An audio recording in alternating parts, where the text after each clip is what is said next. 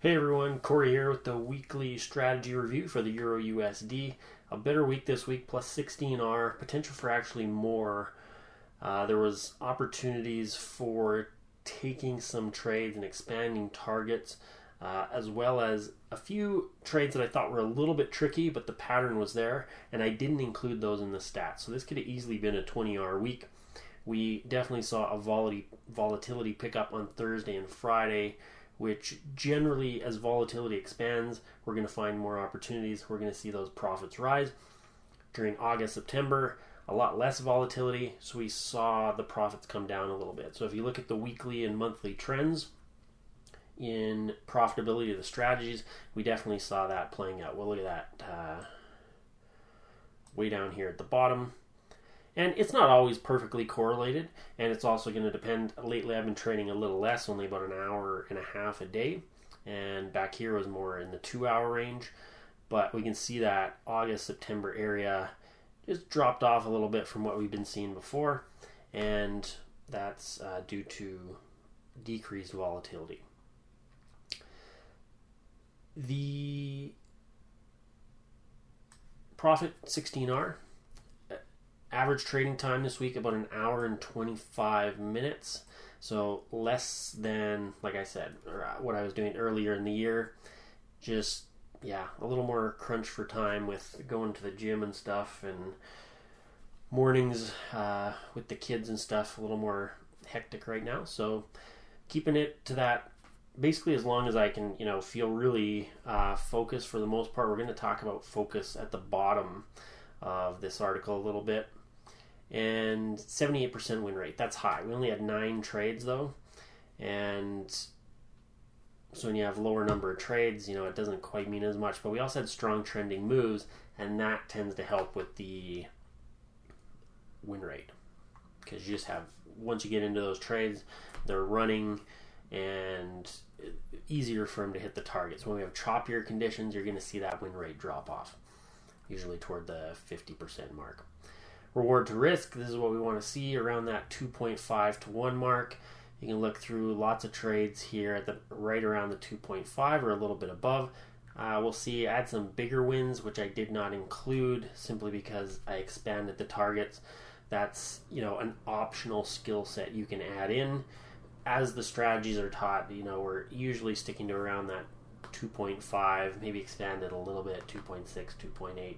But making the really big ones can make a big difference.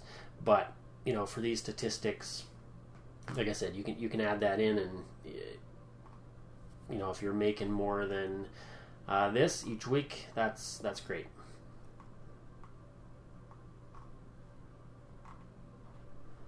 This week was a little strange in the sense that it was all rounded tops and rounded bottoms. I do not recall that happening this year. There's usually at least a couple are either wins or losses from another strategy, and there were a couple possible entry points for these strategies, so we'll talk a little bit about that. But the ones that ended up that I took ended up being all rounded tops, rounded bottoms. So let's get to the charts. And I wanted to talk this week a little bit about, had I put it on? No, so we'll see it in the next chart. But rounded top, rounded bottom.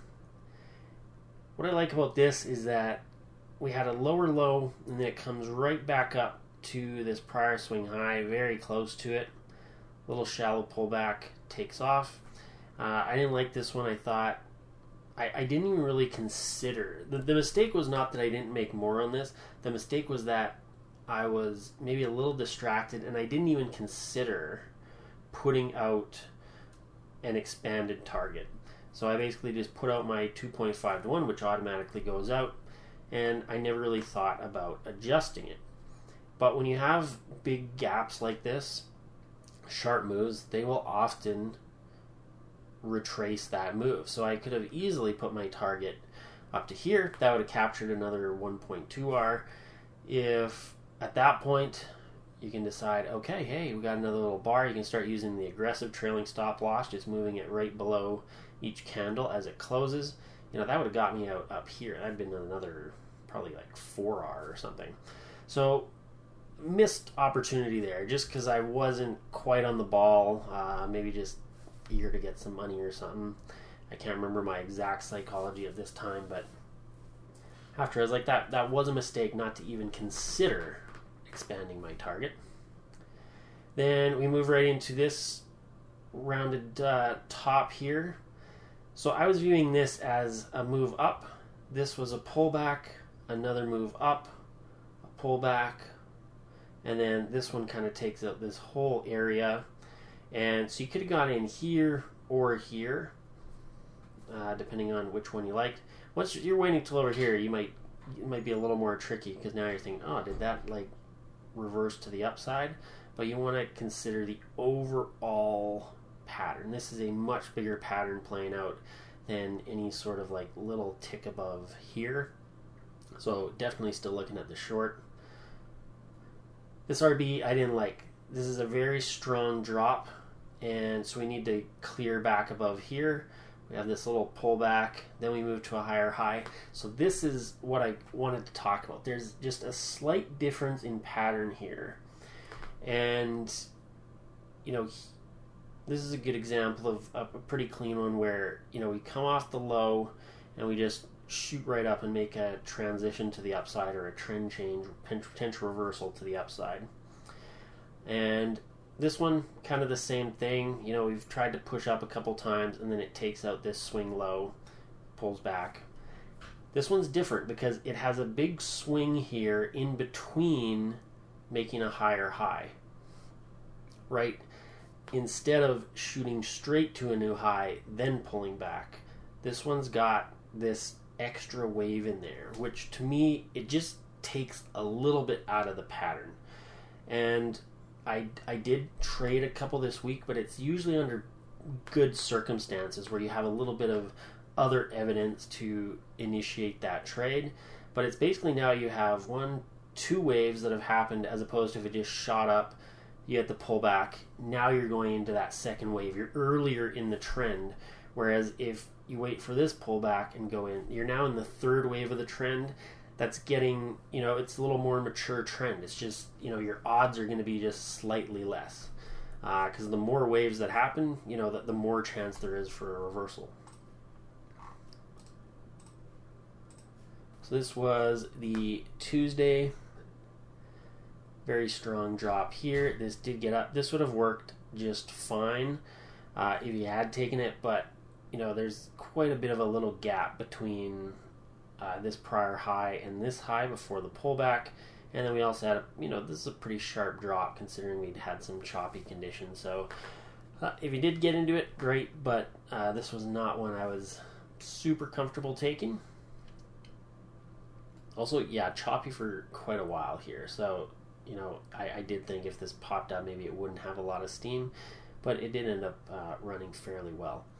So here's an example of this kind of situation where here's the drop, rounded tops. We had the push up, pull back, move to a new high. The first drop doesn't quite make a reversal to the downside. Then we have a push up, then we drop, and then we make a lower swing low. So again, now we've had 2 waves already to the downside. We're, like I said before, just a little later into that trend than if this had dropped, made a new low there, then pulled back, and we were getting in here, right? See, look at that slight difference. If this had dropped below here, our entry point would be up here. But now that we've had 2 waves, I need more evidence then to get in. And basically this tried to go up a couple times, and then we got this really tight couple bars in here. So I was a little late in getting into this one. So the overall rounded top was there, but again, we had that kind of double, or we'd already had the 2 waves, so not quite ideal. I definitely would have preferred to see this one just drop away so that I could get in for the second wave. So here I'm getting in on the 3rd wave, basically. We've had 1 down, 2 down, pull back, 3rd wave down. So I'm in on the 3rd wave instead of the 2nd wave down. Still not bad, but you need that other evidence. So here, you can see really struggling to get up. Weak downtrend.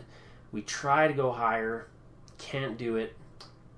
And then I just really like this consolidation because it's we're either going to pop right back up or we're going to sell off. There's not really much else that could happen here.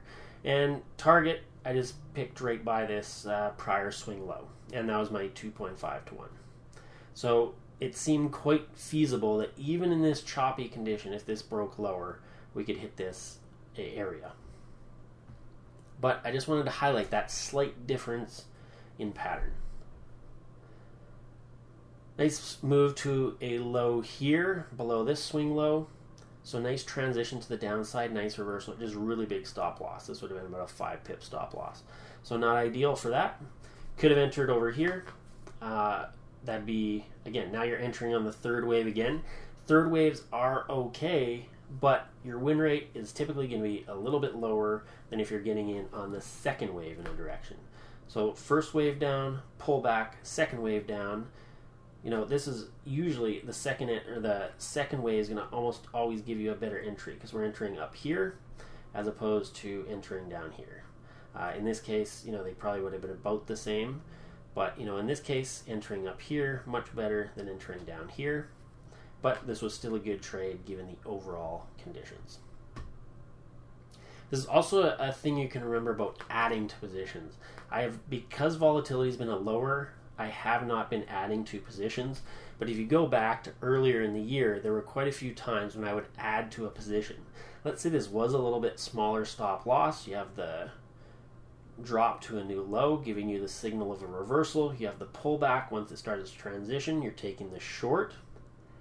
Then it drops again, pulls back, and then transitions to the downside again. There's the opportunity to add here on that third wave in the trending direction. Slightly lower odds on that second entry, but it's still a viable thing. And when things are moving well and you have lots of movement in the market, that's something to consider as well.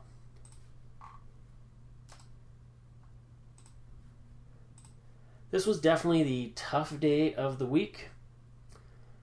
Move up into here. How I was viewing this one is, you know, a little grindy uptrend here, like really strong movement. Gets a little slower here, like very strong angle of ascent. Angle flattens out a little bit here. A little bit of a pullback for just a couple bars or a pause there. This was decently sharp, but again, we have that same situation where it didn't quite drop below the prior swing low, which is here. Then we have a rally. This did help us out a little bit. Lower swing low and a really sharp drop. And it was probably that this just happened in one price bar that made me more willing to take this trade. I didn't take these trades, but I was sleeping. But this is what I saw when I was going through the charts. This strong bar is what causes that, you know, shift to say like, wow, like we tried to move up twice here and then just got really sold off hard. And then we have this little slowdown here. Small bar, really small price bar. So it just gave a decent opportunity to enter that short. But again, it's kind of like first wave down, second wave down, we're entering on the third wave. So it's just that little bit lower probability pattern. I'm not saying don't trade them, but just be aware. Look for other context, like how hard are we selling off? Do we have like a big false breakout? Are we, you know, potentially topping out with some sort of other pattern? And, you know, overall after this big run, these big waves.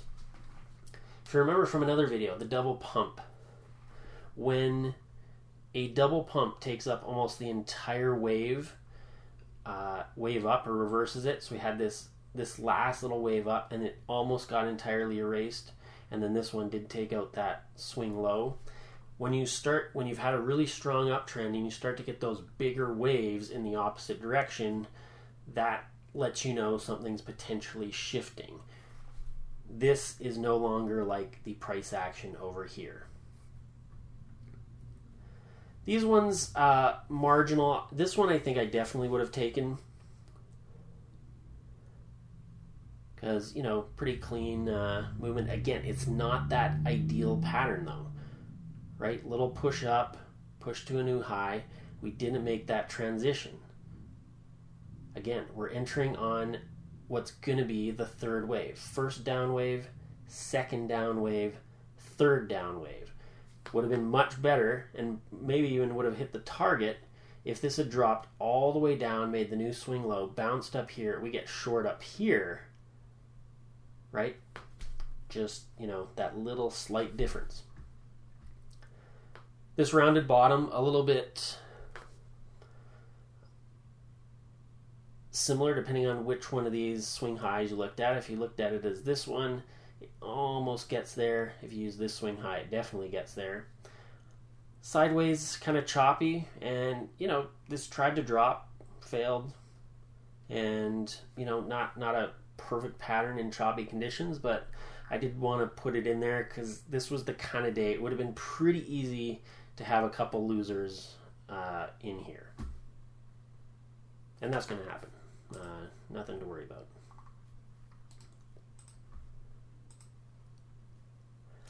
So this was when volatility really kicked off, and I hadn't seen a day like this in quite a while.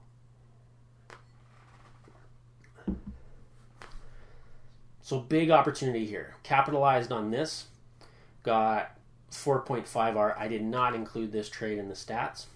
So that was, at least 2.5 R that could have been added to the statistics just based on the normal strategy. If, again, I could have implemented the trailing stop loss here and been out up here. I think it was about a 10R trade. Yeah, aggressive trail gets you out here, 10R. So I feel I did pretty good on this one because at least, I had the mental capacity on this day to say, hey, this is a pretty big bottoming pattern. Probably going to run and feel this, gap that happened. The price moved really quickly through here and put my target in there. So captured more than the standard, so that's really good. The main thing to look here at was this big shift. Moving down, this is still a decent sized drop, but then this is a hard shift up. That definitely has to be viewed as a reversal to the upside. This red bar, definitely a little bit scary, which is why I didn't jump into this right away. But pretty much no matter what entry point you took here, you were okay because the price doesn't really take out any candle lows. It just keeps going up. So if you did enter, let's say here, stop loss below here, you ended up just fine. I did wait for some smaller candles. Also stop loss huge at this point, bigger than 5 pips. If you're trading this move above this green candle over here. But waiting for the smaller price bars, getting in either here or on this little one. Much smaller stop loss, and then you have that little bit more confirmation that this sell-off has at least slowed down a little bit, and this is the main thing to be watching here, that big shift to the upside. Notice no major shifts to the downside, like on this big pattern. This is the low that we're using for this big pattern, no shift below that, so our bias is still to the upside based on this big shift. This was a small pattern, but you can see it here. The drop, push higher, drop to a new low, move up to a new swing high just above here, just above that green bar pullback right there. Pulls back, nice little bar, waiting for the higher swing high. Got it right there and pushed. I kept this at 3 pips, which is what I had used down here, I believe. And if memory serves, and you could have used a little bit bigger stop loss. You can see my stop loss isn't at the ideal spot. I'm kind of just toward the bottom of that bar, but not quite below it. So ideally, stop would have been down here. So if you'd use like a 4 pip stop loss, you may have had to hold it up for this next wave. But either way, you pretty much got out no matter what you did here. This was one of those interesting ones again.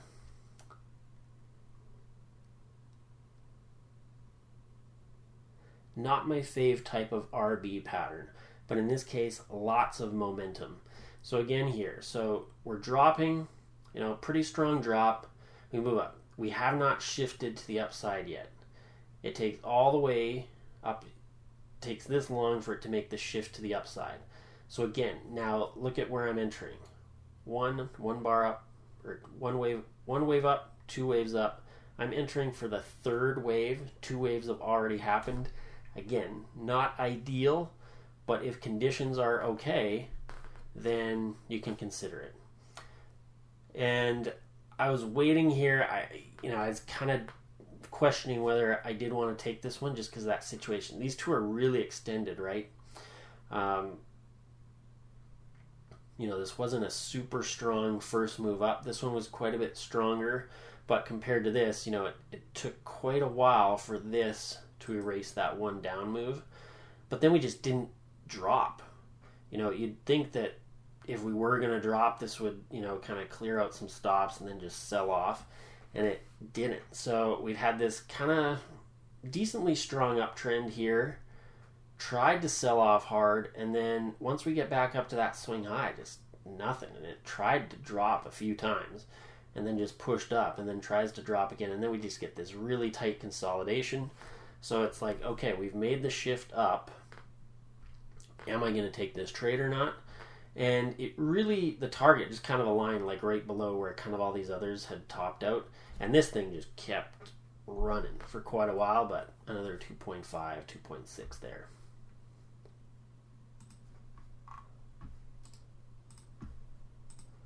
Finally, Friday, lots of movement. I only caught one on this day.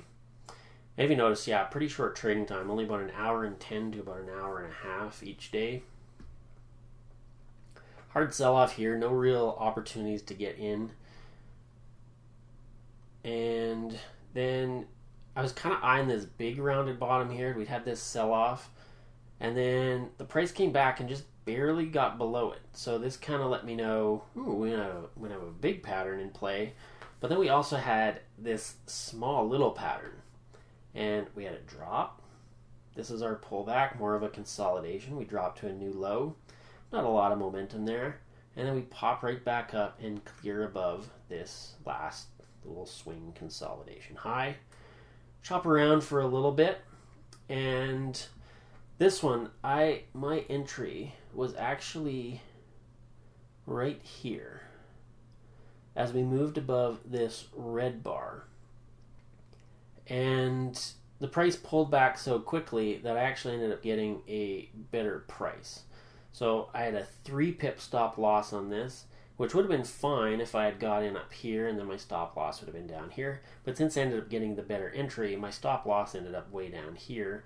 So I reduced it to what it should be, 2.5, just below this swing low. And then the 2.5 to 1 was right about here, and I expanded that up. I talked about this a little bit earlier. When you have these really fast moves, and then the price makes a reversal into that, it will often erase some of it. So the conservative target is what I call the crotch. So this one moved down, we have the pullback, and so this is kind of the crotch area of that last wave. So good target there. The more aggressive target is just above it, but this was already pushing up into 3 to 1, so it seemed pretty good. And we'd also had a little bit of choppiness in here, so I wasn't sure how much momentum we were going to get coming out, but this was a good day. Lots of momentum. Really sold off hard after I left when I took a look later. Potential RB, I just didn't like this. This didn't really pull back at all. Just because the bar is green, this pretty much just kept dropping. Like, this is the pullback there. That, just this portion of the candle. So I just, I wasn't ready for an entry there. And then by the time we get all the way down here, we're just way outside the part of the pattern, or the main part of the pattern. So it wasn't quite. You could have taken this entry here first. Consider this the first wave down, second wave down. This would have been your third wave down. So again, a little bit lower probability, but it is a possibility. But we're still at this point quite a bit outside the original pattern we were looking at. So didn't take it. This one, there's also right in here potential double pump.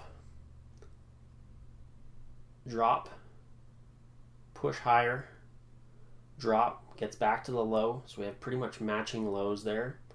Then we have the move up, and this moved, I think, is about 1.5, 1.6 pips above this little swing high here. So that's like right on the cusp of a valid pattern. We'll typically go up to about 1.5 pips apart. This one just looked a little too lopsided to me, and it would have worked out if you took it, and if you did, great. And also, if this would have maybe stopped here, I would have probably liked that a little bit better, because then it's quite a bit smaller than this last down wave. But by the time it gets up here, it's kind of started to really cut into this last down wave, pretty much almost erased it. That's showing a little bit of buying strength. Overall, we're seeing a lot of selling during the day, so I'll come back to this one and look at it in a few days and see, did I make a mistake in skipping that one? But at least right now, when I'm looking at it, I don't feel too bad about skipping this one. Not really clear waves in here either. So we had the little false breakout, decent entry with probably about a 2.5 pip stop loss. Would have easily hit the target, but it just wasn't quite there for me. So if you took it, great on you. I did not. Focus for next week. I'll let you read through this one on your own. And what I was looking at basically is doing what I call a parts negotiation. So obviously, I love sharing my insights on trading, what I'm working on, new strategies. I have like basically a compulsion to do it. And then I also have the same thing for trading. I love to trade. I love being a trader. I like working on myself to become a better trader. And oftentimes these two parts coexist pretty well, but they can also sabotage each other a little bit, where I'm trying to trade, but I have this other part of myself that's saying let's work on that article, or someone else just asked a question, let's respond to them. This kind of like educator part of me wants to come in during trade time and take over a little bit. So it can cause distractions, lack of focus on the trading during my trading time. And I've never done this negotiation with these two parts, and it's kind of crazy because they're two big parts of myself. And so the focus this week is just to do this today and then just work on integrating these a little bit better, so that we're separating the time when